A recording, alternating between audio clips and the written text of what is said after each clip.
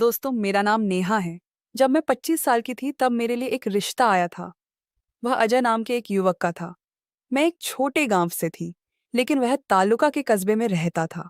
उसकी शिक्षा बहुत अच्छी थी और वह एक अच्छी कंपनी में नौकरी करता था। मेरे घर वालों को वह रिश्ता बहुत पसंद आया। हमारी शादी तय हुई और हमारा विवाह हो गया। मैं दिखने में बहुत सुंदर हूँ। शादी के बाद मैं अपने ससुराल चली गई। मेरे ससुराल में सिर्फ मैं और मेरा पति अजय थे। मेरे पति के माता पिता कुछ साल पहले ही गुजर चुके थे। हम दोनों एक दूसरे को बहुत समय देते थे और एक दूसरे से बहुत प्यार करते थे। शादी की पहली रात मुझे आज भी याद है।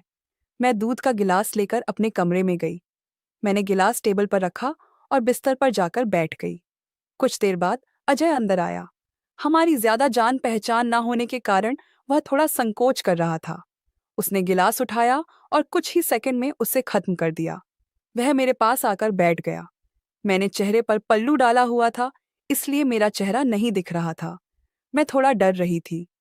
उसने मेरा चेहरा ऊपर किया, लेकिन पल्लू की वजह से उसे मेरा चेहरा नहीं दिखा। उसने दोनों हाथों से मेरे सिर पर का पल्लू पीछे सरकाया। मेरा सुंदर चेहरा देखकर वह बहुत खुश हुआ। उसके चेहरे पर एक खूबसूरत मुस्कान थी। मैंने उसकी ओर एक बार देखा और फिर नीचे देखने लगी। उसने अपना चेहरा मेरे चेहरे के पास लाया और मेरे होठों पर एक हल्का सा चुंबन लिया। मेरे शरीर में एक सिहरन सी दौड़ गई। उसने मेरा हाथ अपने हाथ में लिया और कहा, नेहा, क्या तुम डर रही हो? मैं कुछ नहीं बोली। वह काफी देर तक मेरा हाथ पकड़े मुझसे बातें करता रहा। धीरे धीरे हम दोनों बात करने लगे। वह मुझसे मेरे बारे में पूछने लगा। अब मेरा डर भी कम हो गया था। बात करते करते उसने मुझे गले लगाया और मेरे होठों पर फिर से चुंबन लिया। हम दोनों एक दूसरे को प्यार करने लगे। वह रात मेरे लिए बहुत यादगार थी। हम दोनों बहुत खुश थे। फिर हम गहरी नींद में सो गए। सुबह मैं जल्दी उठी और उसे टिफिन दिया। मेरा रोज का यही रूटीन शुरू हो गया। मेरे पति को लगा कि मुझे घर के काम से बहुत परेशानी हो रही है, इसलिए उन्होंने एक नौकर रखा। वह करीब 35 साल का था। उसका नाम रमेश था। वह मेरे पति का अच्छा जानकार था। वह हमारे ही घर में रहता था। वह अविवाहित था। उसे काम का अच्छा अनुभव था। वह खाना बनाना जानता था और मुझे रसोई में मदद करता था। हमें कहीं गाड़ी से जाना होता तो वही ले जाता था। उसे गाड़ी चलानी आती थी। बाजार से अनाज, किराना वगैरह सब वही लाता था। इससे मेरा काफी बोझ कम हो गया था। मुझे खाली समय मिलने लगा।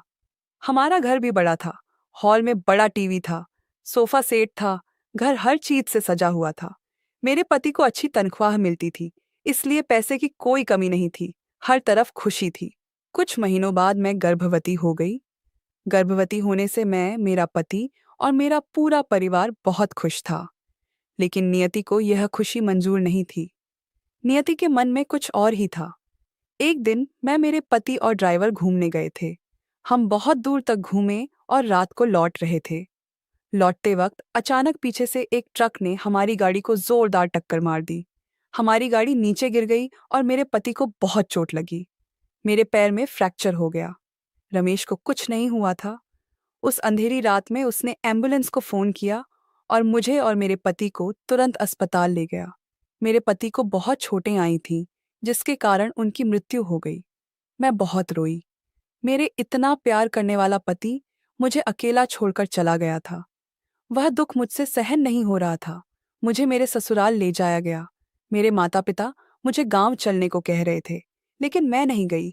उस समय मेरा 7वां महीना चल रहा था और पैर में फ्रैक्चर होने की वजह से बहुत तकलीफ थी। मेरी माँ 8-10 दिन मेरे पास रही, लेकिन उसे भी अपने घर लौटना जरूरी था।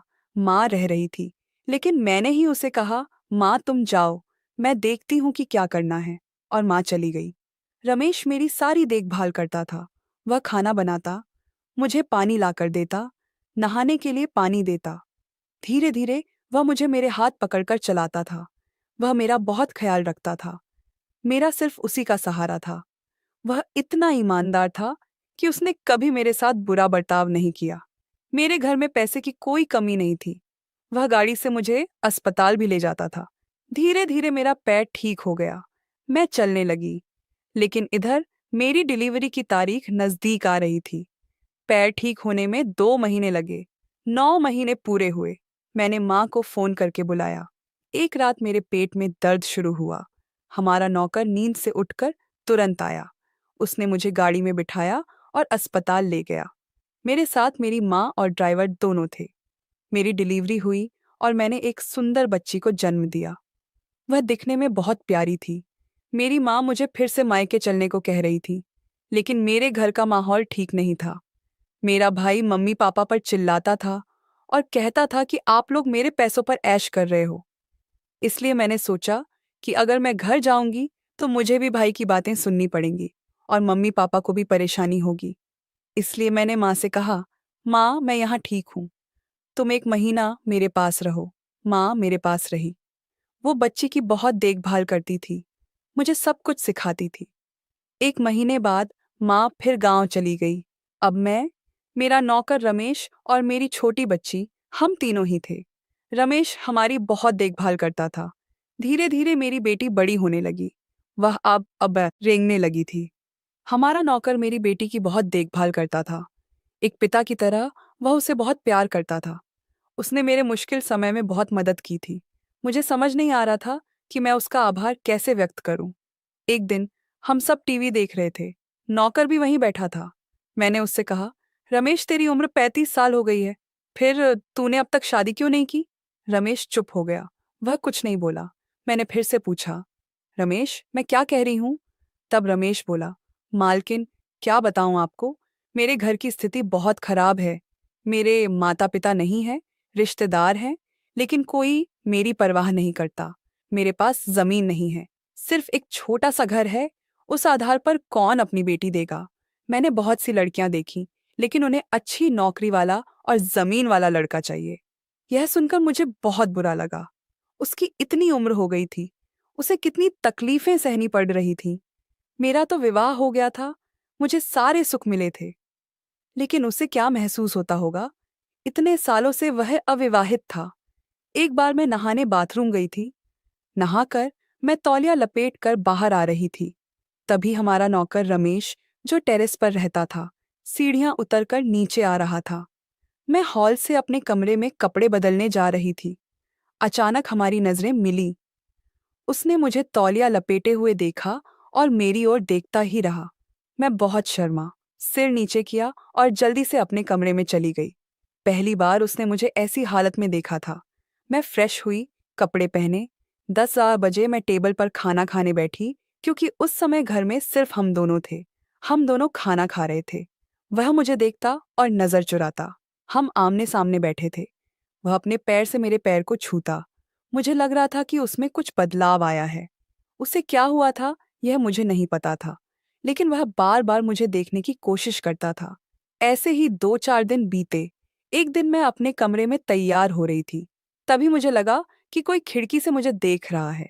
मैंने पीछे मुड़कर देखा तो खिड़की में कोई नहीं था, लेकिन शीशे में मुझे उस व्यक्ति का थोड़ा सा चेहरा दिखा। वह मेरा नौकर रमेश था। वास्तव में मेरी गलती थी। मुझे घर में ऐसी लापरवाही नहीं करनी चाहिए थी। मुझे अपने ऊपर ध्यान देना चाहिए था। जब मैं रात को सोने गई, तब से मैं रमेश के बारे में ही सोचने लगी थी। जब से वह हमारे घर नौकरी पर आया, तब से वह बहुत ईमानदारी से काम करता था। मेरे पति की मृत्यु के बाद उसने मेरा बहुत ख्याल रखा। वह मुझसे बहुत प्यार करता था। मेरी छोटी बच्ची से भी बहुत प्यार करता था। घर के सारे काम करता था। जब मैं अकेली पड़ गई थी, तब उसने मुझे हर मुश्किल समय में सहारा दिया। पिछले 6 महीनों से उसने मुझसे तनख्वाह भी नहीं ली थी। उसने मेरे साथ कभी बुरा बर्ताव नहीं किया। मुझे अकेला देखकर उसने कभी कोई गलत हरकत करने की कोशिश नहीं की। लेकिन इन 2-4 दिनों में उसका व्यवहार बदल गया था। यह मुझे साफ महसूस हो रहा था। इसमें मेरी गलती थी। मुझे घर में एक युवा पुरुष के रहते हुए सावधानी और मर्यादा से व्यवहार करना चाहिए था। मैं उस रात बहुत कोशिश कर रही थी कि मुझे नींद आ जाए, लेकिन मुझे नींद नहीं आ रही थी। मेरे सामने बार बार रमेश ही दिख रहा था। उसने मेरे लिए बहुत कुछ किया था। मेरे पति की मृत्यु के बाद मेरा मन भी नहीं लग रहा था। मैं बहुत अकेली पड़ रही थी। सिर्फ मेरी बच्ची का सहारा था, जिससे मैं थोड़ा बहुत खुश थी। लेकिन ऐसे अकेले कितने दिन जिंदगी काटनी थी? मुझे किसी के सहारे की जरूरत थी। मेरी बच्ची गहरी नींद में सो रही थी, लेकिन मुझे नींद नहीं आ रही थी। मैंने सोचा कि रमेश ऊपर क्या कर रहा है, उसे नींद आई है या नहीं, यह देख आऊं। मैं धीरे धीरे सीढ़ियां चढ़कर टेरेस पर गई, उसके कमरे के पास गई। उसके कमरे का दरवाजा खुला था। मैंने धीरे से झांका तो वह इधर उधर करवटें बदल रहा था। शायद उसे भी नींद नहीं आ रही थी। मैं उसके कमरे में चली गई। अचानक उसका ध्यान मुझ पर गया। वह तुरंत उठकर बैठ गया और बोला, क्या हुआ मालकिन? मैं उसके पास जाकर बैठ गई। मैं कुछ नहीं बोली। फिर मैंने रमेश से कहा, रमेश, मैं पिछले हफ्ते से तुम्हें देख रही हूँ। तुम में कुछ बदलाव आया है? तुम मुझे चोरी चोरी देखते हो? वह हंसने का नाटक करते हुए बोला, नहीं मालकिन, ऐसा कुछ नहीं है। मैंने उसका हाथ अपने हाथ में लिया और उसे साफ कहा, मुझे सच बताओ। तब वह बोला, माफ करना मालकिन, लेकिन उस दिन मैं सीढ़ियां उतरकर नीचे आ रहा था और आप तौलियां लपेटकर घर में जा रही थी। उस समय मेरी नज़र आप पर गई और उसके बाद आप मुझे बहुत अच्छी लगने लगी हैं। वह बोला, मैं कल से काम पर नहीं आऊँगा। मैं आपकी नौकरी छोड़ दूंगा। मेरे से कुछ गलत हो जाए उससे पहले मैं नौकरी छोड़कर चला जाऊंगा। वह इतना ईमानदार था। मुझे यह सुनकर बहुत बुरा लगा। वास्तव में रमेश मुझे भी बहुत अच्छा लगने लगा था। मेरा कोई सहारा नहीं था। मेरे मुश्किल समय में उसी ने मुझे सहारा दिया था। मैं रमेश का हाथ सहलाने लगी। मैंने अपना सिर रमेश की छाती पर रख दिया। रमेश समझ नहीं पा रहा था कि क्या करे। वह मेरे बालों में हाथ फेरने लगा।